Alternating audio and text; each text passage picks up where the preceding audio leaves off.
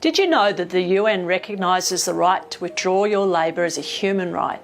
And the Australian government has been called out for having laws that unfairly restrict this right. Actually, most working people across the world have better rights to withdraw their labour than we do.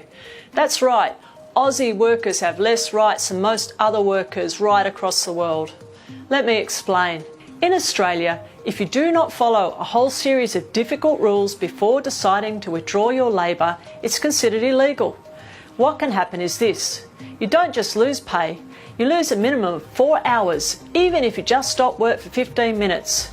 But you can also lose your job, be sued by your company for losses, and fined by our government $12,600 and your union $63,000. There's only one way to actually take strike action in Australia that's legal. First, you need to be negotiating an enterprise agreement. Your old enterprise agreement has to have expired. Your employer has to agree to negotiate a new one. You can't ask for anything beyond a list of things that the law allows you to.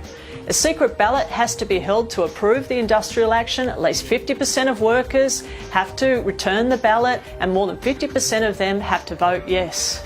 Then you have to give a minimum of 72 hours written notice of the action. All of this will take months. Complicated, right? Even then, the Fair Work Commission may come along and cancel it, like they did with the Sydney transport workers.